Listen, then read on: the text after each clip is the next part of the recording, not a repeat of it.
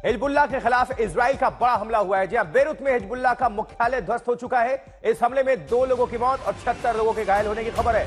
Israel के निशाने पर हिजबुल्लाह का कमांडर नसीरुल्लाह था। हिजबुल्लाह का दावा है कि नसीरुल्लाह इस हमले में बच गया है। इजरायली सेना का दावा है कि उसने हिजबुल्लाह की मिसाइल यूनिट के कमांडर मोहम्मद अली इस्माइल और उसके डेप्यूटी हुसैन अहमद इस्माइल को मार गिराया है। पिछले 72 घंटे में 30,000 से ज्यादा लोग बेरूत छोड़कर सीरिया चले गए हैं। यह बड़ी खबर इस वक्त, जहां 72 घंटे में बेरूत से 30,000 लोगों का पलायन। मिसाइल यूनिट का कमांडर मारा गया है। इस हमले में हिजबुल्लाह के खिलाफ इजराइल की यह बड़ी कार्रवाई, और इजराइल ने पहले ही कह दिया है कि जब तक संपूर्ण खात्मा नहीं होता है हिजबुल्लाह का, तब तक यह जंग जारी रहेगी। आपको हम 6 तस्वीरें दिखा रहे हैं, इसके माध्यम से समझिए इजराइल का हमला हुआ जोरदार। हमले में 2 लोगों की मौत, 76 जख्मी हैं और पूरा शहर आप देख पा रहे हैं धुआं धुआं हो चुका है। ये तमाम जो गाड़ियां हैं, बिल्डिंग्स हैं, वो ध्वस्त आपको नजर आएंगी और आसमान में जहां तक आपकी निगाहें जाएंगी ये काले धुएं का गुब्बार और आग का जो गोला है वो आसमान को चूमती हुई। ये देखिए तस्वीरें। यूनाइटेड नेशंस में भी ईरान को धमकी। इजराइल ने बेंजामिन नेतन्याहू, उन्होंने साफ तौर पर कहा, और कई जो देशों के नेता हैं वो वॉकआउट कर गए थे। ये देखिए जरा तस्वीर आ गई है बेरूत पर किस तरह से बम बरसा रहा है इजराइल, पूरा शहर धुआं धुआं।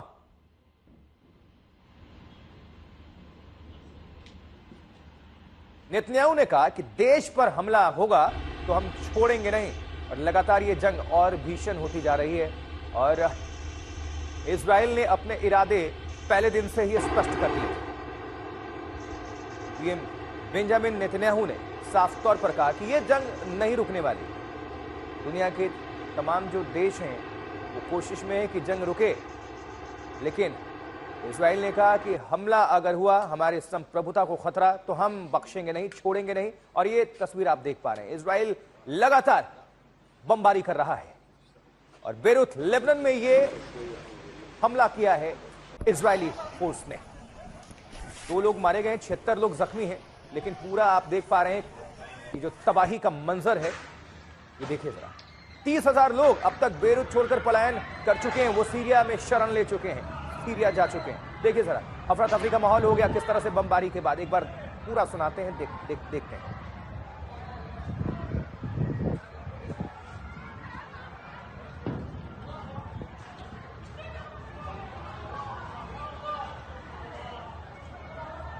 पूरा रिहायशी इलाका है ये, और बीच में बम गिरता है, जोरदार विस्फोट होता है, अफरा तफरी का माहौल। और ये देखिए जरा, बहुत ज्यादा रेडियस है, कई 100 मीटर में ये तबाही का मंजर आपको देखने को मिलेगा। फिर जो वहां पर बिल्डिंग से मौजूद, वो धाराशायी हो गई पूरी तरह से। बहुत सारी गाड़ियां इसकी चपेट में आई। 76 लोग जख्मी बताए जा रहे हैं, इनमें से बहुत से लोगों की हालत नाजुक है। मिसाइल यूनिट का जो कमांडर है इस हमले में ढेर हुआ है। आपको अपने सहयोगी अशरफ वानी की एक रिपोर्ट हम दिखाते हैं, देखिए जरा। मैं इस वक्त बेरूत में खड़ा हूं, जो लेबनान की राजधानी है, और पिछले 1 हफ्ते के दौरान लेबनान ने जो तबाही देखी है उसको आंकना भी काफी मुश्किल है। यहां तक कि यहां पर लोगों का कहना है कि पहली बार इतिहास में इतने बड़े पैमाने पर इजराइल ने लेबनान के कई हिस्सों पर एक के बाद एक हमले किए और करीब 2000 ठिकानों को निशाना बनाया, जिनमें से अधिकतर हिजबुल्लाह के ठिकाने थे। लेकिन उस बीच अगर हम बेरूत की बात करें, बेरूत का शहर भी 2 हिस्सों में बटा हुआ है। एक तरफ जो ये चकाचौंध वाला बेरूत है, जहां पर यहाँ का व्यवसाय चलता है, बैंक चलते हैं, यहाँ पर फिर भी लोगों की आवाजाही है और अभी ये इलाका सुरक्षित है। लेकिन इसके बगल में जो सबर्ब है इस बेरूत शहर का, जो हिजबुल्लाह का गढ़ माना जाता है, वहाँ पर अभी तक इजराइल ने कई हमले किए हैं। कल ही एक बड़े हमले में गुरुवार को इजरायली सेना ने टारगेटेड किलिंग में हमद मसरूर को जो एयर विंग एयर फोर्स जो है हिजबुल्लाह का, उसके प्रमुख थे, उनको मार गिराया। लेकिन अब पूरा जो दक्षिणी लेबनान है, जहां पर सबसे ज्यादा जंग है, वहां के सभी लोग बेरूत भाग रहे हैं। इन सड़कों पर आप मेरे पीछे देख सकते हैं गाड़ियों की आवाजाही बहुत ज़्यादा पिछले एक हफ्ते से बढ़ी है, क्योंकि जितने भी लोग घरों को छोड़कर साउथ लेबनान से बेरूत की ओर आ रहे हैं, उससे इस बेरूत शहर में बहुत ज़्यादा भीड़ उन विस्थापितों की बड़ी है जो जंग के खौफ से यहाँ पर लौट आए हैं।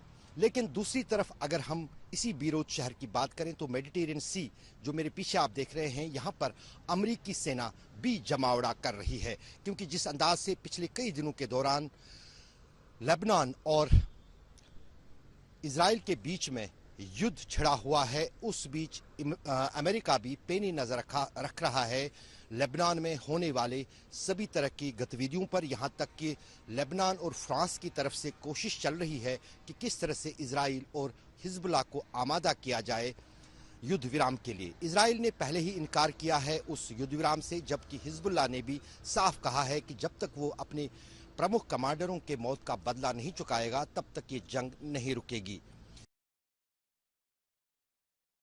तो इजराइल की तरफ से हिजबुल्लाह को सीधी चेतावनी दी गई है, बहुत हो चुका, वो भी शांति चाहते हैं, लेकिन अगर उनके देश पर हमला होगा तो वो किसी को छोड़ने वाले नहीं है।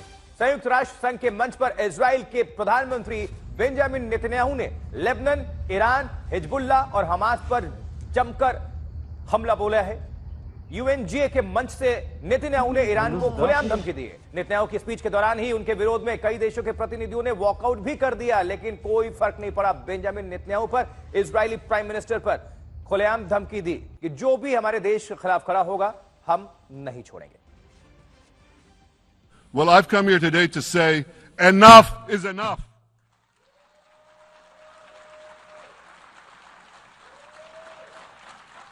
We won't rest until our citizens can return safely to their homes.